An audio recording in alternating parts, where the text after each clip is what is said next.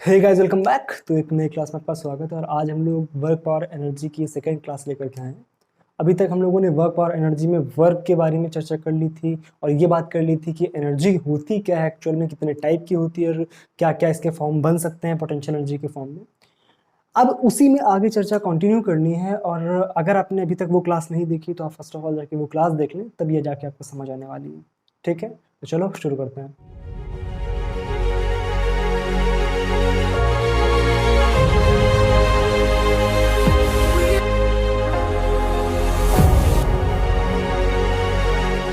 तो बात ये कर रहे थे कि जो हम लोग वर्क पढ़ चुके थे, वर्क हमारा जो आ रहा था that was W is equal to F dot S, और एक ये बात करी थी कि जो फोर्स होता है वो हमारा एक वेक्टर क्वांटिटी है, डिस्प्लेसमेंट एक वेक्टर क्वांटिटी है, लेकिन जो कार्य यानी बल आता है वो हमारी एक स्केलर क्वांटिटी होती है, अदिश राशि होती है। ठीक है, अब इसमें आगे क्या बात करी थी हम लोगों ने कि एनर्जी की बात करी थी कि एनर्जी क्या होती है कि किसी भी वर्क को करने के लिए जो चीज़ रिक्वायर्ड होती है दैट इज कॉल्ड एनर्जी। ठीक है ना, कार्य करने की क्षमता को ही बल के सॉरी एनर्जी बोलते हैं कि हम जितने कार्य करने की हमारे पास एनर्जी है, जो भी हम जिससे कार्य करेंगे दैट इज कॉल्ड एनर्जी। ठीक है ना, बिना एनर्जी के कुछ भी पॉसिबल नहीं होता है। मैंने आपको एक चीज़ बताई थी कि एनर्जी जो होती है वो हमेशा एक जगह से दूसरी जगह ट्रांसफर होती रहती है।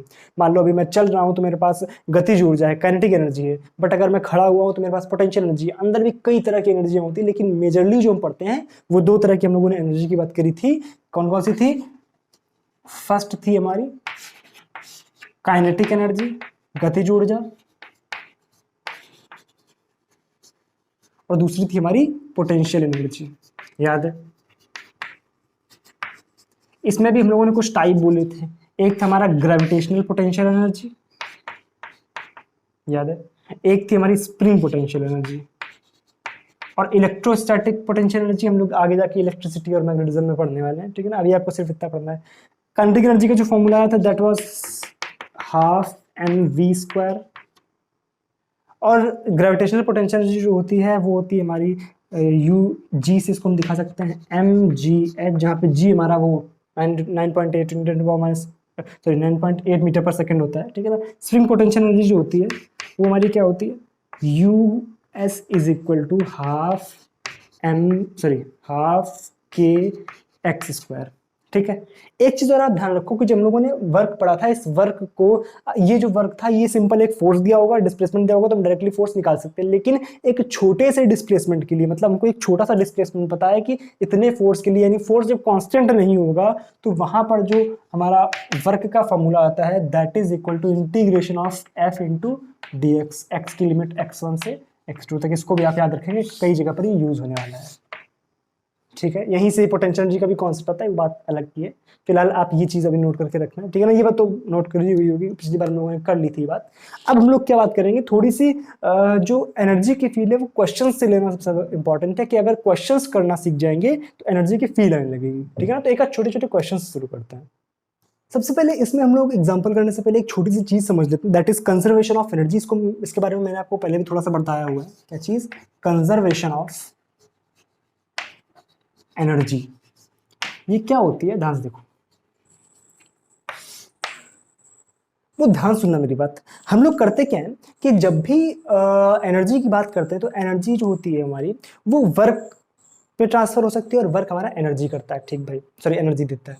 ठीक, अब एक्चुअल में क्या होता है कि एक वर्क और काइनेटिक एनर्जी में एक रिलेशन होता है। वो क्या होता है? Work done by non conservative force plus work done by conservative force is equal to kinetic energy final minus kinetic energy initial. ये रिलेशन कहाँ से आता है? इसके प्रूफ में जाने की कोई जरूरत नहीं है, आपके लिए कोई इंपॉर्टेंट नहीं है इसका प्रूफ। ठीक है, अब ध्यान सुनो मेरी बात। हम लोगों ने दो तरह के फोर्सेस पढ़े थे, एक था कंजर्वेटिव फोर्स और एक था non conservative force. Conservative force वो था कि जिसके द्वारा किया गया जो वर्क डन था वो पाथ के इंडिपेंडेंट था, यानी पाथ पे निर्भर नहीं कर रहा था, पाथ पे डिपेंड नहीं कर रहा था। और दूसरा फोर्स था हमारे पास नॉन कंजर्वेटिव फोर्स, जिसके द्वारा किया गया वर्क डन हमारा पाथ पे डिपेंड कर रहा था, जिसका हम लोगों ने एग्जांपल पढ़ा था फ्रिक्शनल फोर्स, और इसका एग्जांपल पढ़ा था हम लोगों ने ग्रेविटेशनल फोर्स। याद है? ठीक भाई, अब एक चीज और आती है इसके साथ में कि मान लो, क्या चीज? मान लो कि हम एक ऑब्जेक्ट को जमीन से h हाइट पर ले जाते हैं। m मास का ऑब्जेक्ट था, इसको हम h हाइट पर ले गए। तो बच्चों ध्यान से देखो, इस पर फोर्स किधर लग रहा होगा, क्या नीचे की तरफ mg लगता है। जब इसको ऊपर ले जा रहे हैं तो नीचे की तरफ mg लग रहा है और डिस्टेंस हमने कितनी ट्रेवल कराई है, h। कहाँ की तरफ, ऊपर की तरफ। तो फोर्स कितना है, माइनस का mg नीचे की तरफ, और डिस्प्लेसमेंट कितना हो रहा है, h ऊपर की तरफ। तो बच्चों ध्यान से देखो यहाँ पे वर्कडन कितना आएगा, वर्कडन जो आएगा दैट विल बी फोर्स यानी minus M G into displacement h, इसके बराबर आ जाएगा। तो माइनस एम जी एच हो गया। अब दूसरी चीज हम लोगों ने बात करी कि जब भी h हाइट पर कोई एक ऑब्जेक्ट जाता है तो उसकी जो ग्रेविटेशनल पोटेंशियल एनर्जी होती है वो होती है हमारे पास u is equal to M G H. और ग्राउंड लेवल अगर मान लो, इसको हमने क्या बोलते हैं, हम बोला था कि ग्राउंड लेवल डिफाइन करते हैं, जहां पे हम बोलते हैं कि इसके रेफरेंस में हम सारी की सारी पोटेंशियल एनर्जी नापेंगे। यहां से हम नापेंगे कितनी पोटेंशियल एनर्जी आ रही है, ठीक भाई। तो ग्राउंड लेवल पोटेंशियल एनर्जी कितनी होती है, जीरो। यहां मान लिया यू इनिशियल, इसको मान लिया यू फाइनल। अब आप बहुत ध्यान से देखो, तो यू फाइनल से यू इनिशियल को आप घटाओ, क्या चीज करो, यू फाइनल से यू इनिशियल को आप घटाओ, तो क्या आएगा mgh, ठीक है। और w में आप माइनस लगा दो, तो क्या आ जाएगा, माइनस माइनस प्लस mgh। तो यानी इसकी जो वैल्यू है वो माइनस w के बराबर आ रही है, माइनस वर्क डन के बराबर आ रही है। ये बात समझ आई। इसमें अगर आप माइनस लगाओगे तभी ये प्लस का होगा, और इससे इसको घटाओगे तब प्लस का mg आ रहा है। तो इसका मतलब ये रिलेशन होल्ड कर रहा है। या इसको हम इस तरह से भी लिख सकते हैं कि वर्क डन, और ये जो एक चीज और ध्यान सुनो, ये कौन सा वर्क डन है, कंजर्वेटिव फोर्स द्वारा या नॉन कंजर्वेटिव फोर्स द्वारा। तो सिंपल सी बात है, कंजर्वेटिव फोर्स। ये हमेशा ध्यान रखना, ये जो रिलेशन होल्ड करेगा कंजर्वेटिव फोर्स के लिए होल्ड करता है, ना कि नॉन कंजर्वेटिव फोर्स के लिए। एक चीज और ध्यान रखना कि जब भी हम पोटेंशियल एनर्जी का कॉन्सेप्ट अप्लाई करते हैं तो वो हमेशा कंजर्वेटिव फोर्स के लिए अप्लाई करते हैं, ठीक है ना। जो पोटेंशियल एनर्जी का कॉन्सेप्ट है ये हमेशा कंजर्वेटिव फोर्स के फील्ड में ही ट्रू होगा, बाकी फील्ड में ये गलत हो जाएगा, ठीक भाई। तो work done by conservative force जो आया हमारा किसके बराबर आया, माइनस का you final minus you initial, ठीक भाई। ये भी आप ध्यान रखना। अब एक काम करो, work done by conservative force का ये रिलेशन यहां पर रख दो, तो work done by non conservative force बचेगा और उसकी वैल्यू आ जाएगी हमारे पास, और इस वाले टर्म को उधर भेज देंगे तो ये प्लस का हो जाएगा। क्या आ जाएगा, kinetic energy final minus kinetic energy initial plus. बच्चों समझ आ रहा है ना क्या कर रहे हैं, इस वाले टर्म को उधर भेज दिया तो ये वाला माइनस प्लस का हो गया, यू फाइनल, ये तो माइनस माइनस ही रहेगा क्योंकि ब्रैकेट के बाहर ही माइनस था, ठीक है, यू इनिशियल, ठीक भाई। साथ साथ लिख लो इसको, क्या आ जाएगा, ध्यान देखो, work done by non conservative force is equal to kinetic energy final, ठीक है, plus potential energy final, right. ये एक ब्रैकेट में कर लो, माइनस, इन दोनों में से माइनस कॉमन लिया और क्या आ गया, kinetic energy initial plus potential energy initial. I hope बच्चा यहां तक आपको बात समझ आ गई है, ऑलराइट। अब देखो बेटा, ये हमारा क्या है, work done by non conservative force, ये क्या है हमारे पास टोटल फाइनल एनर्जी, और ये क्या हमारे पास टोटल इनिशियल एनर्जी। अब एक चीज ध्यान से देखो, जब भी हम लोग नॉन कंजर्वेटिव फोर्स की बात करते हैं तो नॉन कंजर्वेटिव फोर्स कौन सा होता है, फ्रिक्शन, जनरली जो हम डील करते हैं जिसमें, ठीक भाई। अब होगा क्या, आपके लिए जो मोस्टली केसेस आएंगे उसमें नॉन कंजर्वेटिव फोर्स आपको नहीं दिया होगा, फ्रिक्शन से आपको डील नहीं करना होगा, ठीक है ना, मोस्ट ऑफ द टाइम। तो मोस्ट ऑफ द टाइम हम करेंगे क्या कि जो नॉन कंजर्वेटिव फोर्स है उसको हम कर देंगे जीरो। तो अगर इफ, क्या चीज, if work done by non conservative force is equal to zero, if work done by non conservative force is equal to zero, this quantity minus this quantity equal to zero, ठीक भाई। Kinetic energy final plus potential energy final minus kinetic energy initial plus potential energy initial equal to zero. ये क्या है, total final energy, इसको हम capital E से दिखा देते हैं, टोटल फाइनल एनर्जी। ये क्या है, minus total initial energy is equal to zero, या हम बोल सकते हैं कि initial energy is equal to final energy. ये रिलेशन तभी होल्ड करेगा जबकि नॉन कंजर्वेटिव फोर्सेस जो होंगे उनके द्वारा किया गया वर्कडन जो होगा वो जीरो होगा। ये चीज अपने माइंड में बिठा के रखोगे। अब देखो हमने क्या सीखा, हमने ये सीखा कि हमारे पास ये जो रिलेशन है, इस रिलेशन में दो तरह के वर्कडन थे, एक नॉन कंजर्वेटिव फोर्स, एक कंजर्वेटिव फोर्स द्वारा, ठीक है ना। इनका जो समेशन है वो टोटल काइनेटिक एनर्जी। हो सकता है आपसे ऑब्जेक्टिव इस तरह से कोई सवाल पूछ दे कि जो टोटल वर्कडन होता है कंजर्वेटिव और नॉन कंजर्वेटिव को मिला के उसका जो वैल्यू होती है वो किसके बराबर होती है, जो काइनेटिक एनर्जी के डिफरेंस के बराबर, पोटेंशियल एनर्जी के डिफरेंस के बराबर, उनके समेशन के डिफरेंस के बराबर, या इनमें से कोई नहीं। तो आपको ध्यान रखना काइनेटिक एनर्जी के डिफरेंस के बराबर। लेकिन जो work done by non conservative force होता है वो टोटल एनर्जीज के डिफरेंस के बराबर होता है। ठीक है। एक चीज और होती है जो ये वाला रिलेशन होता है, इसको बोलते हैं वर्क एनर्जी थ्योरम। वर्क है और एनर्जी है तो वर्क एनर्जी थ्योरम बोलते हैं इस रिलेशन को। क्या चीज? Work energy theorem. ठीक है ना, इसको भी ध्यान रखिए। यही कंजर्वेशन ऑफ एनर्जी की बात कर रहे हैं। अब देखो कंजर्वेशन ऑफ एनर्जी में क्या सीखा, इफ ये हमेशा रिलेशन होल्ड करेगा, if work done by non conservative force is equal to zero then E final is equal to E initial. यानी तब जो एनर्जीज होंगी, शुरुआत की जो एनर्जी होगी और बाद की जो एनर्जी होगी, दोनों बराबर होंगी। यानी ये काम अगर यहां से यहां तक कोई काम हुआ है तो एनर्जीज जो होंगी वो हमारी इक्वल होंगी, यहां जितनी होगी वही इतनी होगी। अब इसके बहुत ब्यूटीफुल एक्सप्लेनेशन है, बहुत ब्यूटीफुल एग्जांपल्स हैं इसके, वो अभी एग्जांपल अपन करेंगे। पहले बताओ इसमें कोई दिक्कत है? जो दिक्कत हो बताओ कमेंट सेक्शन में और फटाक से इसको नोट करो। आई होप यहाँ तक का डिस्कशन आपको समझ आ गया होगा। अब हम लोग इसके एग्जांपल एक दो करते हैं ब्यूटीफुल से, तो उससे आपको जो कॉन्सेप्ट की क्लियरिटी है वो अच्छे से हो जाएगी। देखो फॉर एग्जांपल मान लो आपके पास एक बॉल थी, ठीक है, वो h हाइट पर है ग्राउंड से। कहाँ से? h हाइट पर है ग्राउंड से। ठीक भाई, मान लो इसका मास m है और यहां से इसको हमने छोड़ दिया, रेस्ट से छोड़ा है, ठीक है ना, रिलीज्ड।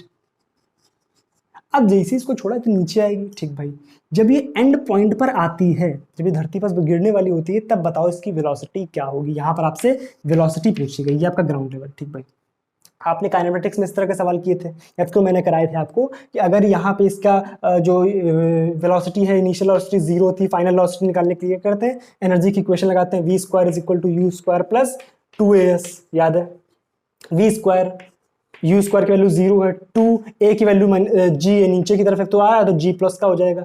s की वैल्यू कितनी है, दूरी कितनी है, h, तो v की वैल्यू यहाँ से कितनी आती है, अंडर रूट के अंदर 2gh। याद है, ये हम लोगों ने कहाँ करा था, उसमें काइनेमेटिक्स में। अब करने का हमारा तरीका क्या होगा, अप्रोच क्या होगा, वो होगा energy conservation. First of all आप यहाँ पे ये देखो कि क्या कोई नॉन कंजर्वेटिव फोर्स अवेलेबल है, नहीं है, सिंपल ग्रेविटेशनल फोर्स है, वो तुम्हारा कंजर्वेटिव फोर्स होता है। अब दूसरी चीज हमें क्या देखनी है कि यहां पर और यहां पर एनर्जीज क्या है। फर्स्ट ऑफ ऑल हम डिफाइन करेंगे। देखो ये क्या है आपका ग्राउंड लेवल। एक चीज देखना बच्चों, हमेशा ध्यान रखना कि एनर्जी का जो कॉन्सेप्ट होता है वो हमेशा चीजों को आसान करने के लिए होता है। आप जो एक ये तो मान लो फिर भी आसानी से हो गया। अभी मैं आपको बहुत सारे ऐसे सवाल करा सकता हूं जिसमें कि आप काइनेमेटिक्स से लगाओगे तो शायद 3-3 पेज भर जाएंगे, लेकिन आप एनर्जी कंजर्वेशन से लगाओगे तो शायद 3 या 4 लाइन में मैक्सिमम हो जाएगा वो सवाल। तो एनर्जी कंजर्वेशन का जो मेथड है या जो एनर्जी का फंडा आया है, पोटेंशियल एनर्जी, काइनेटिक एनर्जी, ये चीज़ों को आसान करता है। ये माइंड में अपने बिठा के चलो। अगर माइंड में ये रखोगे चीज़ों को आसान कर रहा है तो समझने में और ज़्यादा इंटरेस्ट आएगा कि ये देखिए किस तरह का ये टूल है जो चीज़ों को इतना ज़्यादा आसान कर रहा है। ठीक है, अब देखो यहाँ तक बात क्लियर। तो हम लोग ये बात करते हैं कि जब भी पोटेंशियल एनर्जी की चर्चा करते हैं तो ये देखते हैं कि ग्राउंड लेवल डिफाइन करते हैं। उस ग्राउंड लेवल, ये मान लेंगे ग्राउंड लेवल है, ठीक है, ग्राउंड लेवल पोटेंशियल एनर्जी मान लो यू इनिशियल मान लेंगे 0 है, ठीक है, और यहाँ पर इस लेवल पर आके जो पोटेंशियल एनर्जी होती है वो कितनी होती है, U final is equal to ये यू इनिशियल है, शुरुआत में यहाँ था और फाइनल भी यहाँ था, ठीक है ना। तो इनिशियल एनर्जी कितनी थी mgh और फाइनल कितनी हो गई आके, पोटेंशियल एनर्जी की बात कर रहा है 0 थी। यहाँ पर काइनेटिक एनर्जी कितनी, ध्यान देखो यहाँ पर तो रेस्ट पर था, काइनेटिक एनर्जी इनिशियल कितनी है 0, यहाँ पर आके काइनेटिक एनर्जी कुछ हो जाएगी, काइनेटिक एनर्जी फाइनल मान लो हो गई हाफ mv²। यहाँ तक कोई दिक्कत? अब एक बात हम जानते हैं, चूंकि ये जो पूरा का पूरा काम हो रहा है ग्रेविटेशनल फोर्स फील्ड में हो रहा है, दैट मीन्स यहाँ पर कोई भी नॉन कंजर्वेटिव फोर्स अवेलेबल नहीं है। इसका मतलब ये है energy is conserved, energy is beautifully conserved. ये इस तरह से कंजर्व्ड है कि हम एक लाइन में इसका आंसर निकाल सकते हैं। देखा किस तरह से इनिशियल हम एक बार जानते हैं कि अगर work done by non conservative force 0 तो एनर्जी कंजर्वेशन लगा सकते हैं, ई फाइनल या E initial is equal to E final. ठीक भाई, अब ई इनिशियल क्या होती है, kinetic energy initial plus potential energy initial. देखो मैं आपको समझा रहा हूँ इस तरह से 2-3 लाइन आराम से लिख रहा हूँ ना, आप डायरेक्ट एक लाइन में इसका आंसर निकालोगे भी, देखो किस तरह से। ठीक है, is equal to kinetic formula कोई लिखने की जरूरत होती नहीं हर बार, ठीक है ना, यू फाइनल अभी आपको 2-4 सवालों में लिख के चलना है। ठीक है, तो काइनेटिक एनर्जी इनिशियल कितनी है 0 प्लस पोटेंशियल एनर्जी कितनी है mgh is equal to kinetic energy final कितनी है half mv², potential energy final कितनी है 0। अब देखो अब आप थोड़ा सा भी अगर इसमें कंठस्थ होते तो आप क्या करते हैं, ना ये 0 रखते ना उधर 0 रखते, आप डायरेक्ट क्या लिखते हैं mgh बराबर हाफ mv²। ये जो एनर्जी थी देखो बच्चों, अगर इसको आपने फील कर लिया ना, एनर्जी कंजर्वेशन को आपने फील कर लिया, तो एनर्जी कंजर्वेशन का कोई भी सवाल आप कर सकते हो, ठीक है ना। फील की सिर्फ क्या करना है कि आप देखो एनर्जी का ट्रांसफर हुआ है, यहाँ पर जो भी एनर्जी थी काइनेटिक एनर्जी, वो नीचे जब तक वो पार्टिकल आया तब तक वो जो एनर्जी थी वो रेस्ट एनर्जी से काइनेटिक एनर्जी में चेंज होती है। यहाँ पे कौन सी थी, पोटेंशियल एनर्जी, तो potential energy is changed into kinetic energy. अब जब काइनेटिक एनर्जी में चेंज हो चुकी है, इसका मतलब क्या है कि टोटल ये जो एनर्जी थी वो इज इक्वल टू ये एनर्जी। तो आप सिंपल वही तो करना था, half M V square is equal to M G H. अब बस करना क्या है, काट दो इसको, एम ने एम को मार दिया, क्या बचा, इधर कर रहा हूं, ठीक है, चलो इधर कर लेते हैं। ये आ गया आपका वी स्क्वायर बाई टू इधर भेज दो, V square is equal to 2gh। तो v की वैल्यू क्या आ गई यहाँ से, अंडर रूट के अंदर 2gh। देख ध्यान से, वही आंसर आया, v is equal to root T.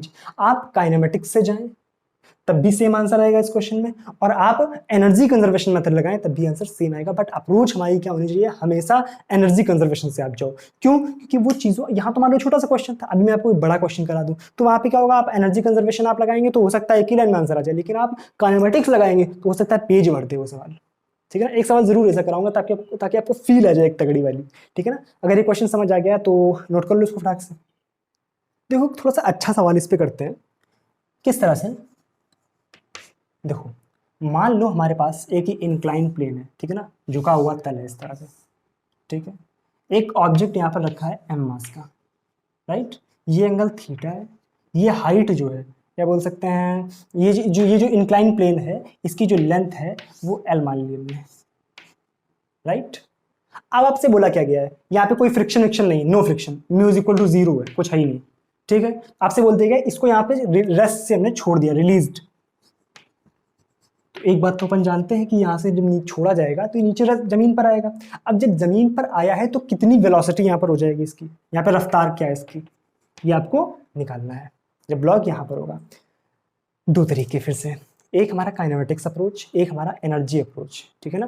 Kinematics approach से आप जाओगे तो आपको कम से कम एक पेज में सॉल्व होगा ये, ठीक है ना। मैं मानो आप करके देख लेना, ठीक है ना। करने का तरीका वही, यहाँ पे हम क्या बोलते हैं, ये दूरी हमें पता ही है, ठीक है ना, ये दूरी में पता है तो v, फिर इसका जो एक्सेलरेशन होगा वो इस तरफ, अगर नीचे की तरफ g है तो इधर g साइन थीटा, फिर यहाँ पे पूरी इक्वेशन आप लगाओगे, उस इक्वेशन को आप सॉल्व करोगे तो कुछ v की वैल्यू कुछ आएगी। लेकिन जो एनर्जी मेथड है उसमें क्या है, देखो ध्यान से, ये अगर दूरी l है तो ये दूरी हम बता सकते हैं इस वाले ट्राइंगल में, देखो ध्यान से, तो ये हमारी क्या है, ये मान लो दूरी h है, ठीक है। तो साइन थीटा अगर आप लगाओगे तो साइन थीटा की वैल्यू क्या होती है, साइन थीटा की वैल्यू क्या होती है, h बाई एल। ये क्या है आपका परपेंडिकुलर, ये क्या है हाइपोटेनस, यानी लंब बटे कर्ण, परपेंडिकुलर बाई हाइपोटेनस, यानी h बाई एल। तो h की वैल्यू कितनी आ गई यहाँ से, l साइन थीटा। इसमें कोई दिक्कत, हमने किया क्या, देखो ध्यान से बच्चों, हमने किया क्या कि इस लेवल को हमने बोल दिया कि ये हमारा जीरो लेवल है, u equal to 0, U final यहाँ पर 0 हो जाएगा, ओके। और यहाँ पे u इनिशियल देखो कितना हुआ है, देखो ध्यान से, ये दो ऊंचा, हमेशा एक चीज ध्यान रखना, जब भी आप पोटेंशियल एनर्जी लिखो तो हमेशा परपेंडिकुलर डिस्टेंस, लंबवत दूरी ली जाती है, ये दूरी लेंगे ना कि ये दूरी। हमेशा जितनी ऊंचाई पर है वो ऊंचाई देखो, तो ऊंचाई कितनी है, एल साइन थीटा यानी h, तो यू आई की वैल्यू कितनी है, देखो ध्यान से, इनिशियल एम जी, एच की वैल्यू कितनी है, L sine theta, M G L sine theta. और यहाँ पे क्या है, पोटेंशियल एनर्जी कितनी है, 0, हम लोगों ने लिख लिया, यहाँ पे पोटेंशियल एनर्जी फाइनल कितनी है, 0। काइनेटिक एनर्जी फाइनल हमने मान लिया half M V square, correct है। वहां पे काइनेटिक एनर्जी कितनी थी, 0। ये सब लिखने की कोई जरूरत नहीं है आपको, अगर आप जब धीरे धीरे अभ्यास करने लगे, अभी 2-4 सवालों में लिखो थोड़ा थोड़ा, ठीक है ना। तो इनिशियल एनर्जी कितनी है, K initial plus U initial is equal to K final plus U final, direct लगा देना हमको, क्या आ जाएगा, के इनिशियल की वैल्यू कितनी है, ध्यान से देखो 0, यू इनिशियल की वैल्यू कितनी, M G sine theta, right. अब देखो के final half M V square और यू फाइनल है ही नहीं, करना क्या है, एम ने एम को मार दिया, 2 इधर भेजो, वी की वैल्यू कितनी आ गई, V square is equal to 2gl sine theta. तो वी की वैल्यू कितनी आ गई, अंडर रूट के अंदर 2gl साइन थीटा। अब आप इसको अगर काइनेमेटिक्स मेथड से करते तो और लंबा हो जाता, ठीक है ना। यहाँ पे अपन सिर्फ एक लाइन लिखना था, ये तो आप खुद ही सॉल्व करके बता सकते हो, बात क्लियर है ना। तो एनर्जी मेथड को आपको समझना होगा कि अपन कर क्या रहे हैं एक्चुअल में, इसका फिजिकल सिग्निफिकेंस क्या है, क्यों ये मेथड अपन अपना रहे हैं, ठीक है। तो ये मेथड बहुत काम की चीज़ है। अब क्या है, आप इस पर कुछ सवाल ट्राई करोगे, जो नहीं आएगा पूछोगे हमसे, ठीक है ना।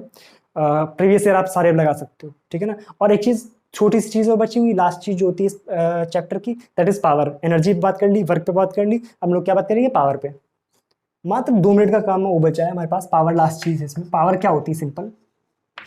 पावर इस तरह से समझ सकते हो कि किसी भी, मान लो हमको एक काम करना है, ठीक है, उस काम को करने में मान लो 2 लड़के थे, एक था पपलू, एक था झपलू, ठीक है ना। पपलू ने एक काम को, मान लो काम करना था उसको, कुछ भी एक पार्ट, मान लो कुछ 10 काम करना था, 10 जूल काम करना था, और 10 जूल काम करने के लिए पपलू ने टाइम लिया 2 घंटे, और झपलू ने टाइम ले लिया आपका, मान ले 10 मिनट। 10 जूल काम, ठीक है ना। एक ने टाइम लिया कितना था, 2 घंटे, है ना, और एक था आपका 10 मिनट, या 2 मिनट मान लो, सिंपल 2 मिनट।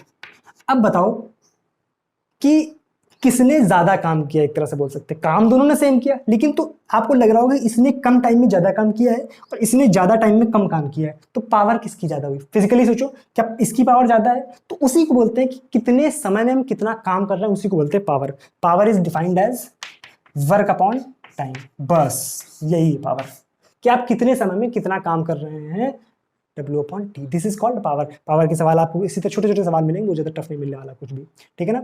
अब कोई दिक्कत हो इसमें पूरे चैप्टर में आपको, ठीक है ना, तो आप कमेंट सेक्शन में पूछो। और चैप्टर कैसा लगा ज़रूर बताओ, अगर वो नहीं बताओगे तो फिर हमें मोटिवेशन कहाँ से मिलेगी, ठीक है ना। तो चैप्टर के बारे में अपनी राय, मेरे जो इस सिलेबस था इसके बारे में, मतलब इस टॉपिक के बारे में अपनी राय, और बाकी जो बताना चाहो, ठीक है ना, चैनल के बारे में, मेरे बारे में, जो भी लिखना चाहो लिख सकते हो, ठीक है। You are free to do anything, write whatever you want to write, इसमें जो आप लिखना चाहो लिख लो। और आप चलते हैं अगले टॉपिक की तरफ। अब आज तो नहीं मतलब चलने वाले हैं, टॉपिक आपका खत्म हो गया। अब इस पर आप क्या करोगे, अभ्यास करोगे, प्रीवियस ईयर करोगे, और क्या करोगे, प्रैक्टिस सेट, जितना कर पाओ करो, ठीक है ना। और कोई दिक्कत हो पूछ लेना, और कोई समस्या आ रही हो तो आप इंस्टाग्राम पर भी जाके पूछ सकते हो, ठीक है। चलो अब मिलते हैं अगली क्लास में, तब तक के लिए thank you so much, bye bye.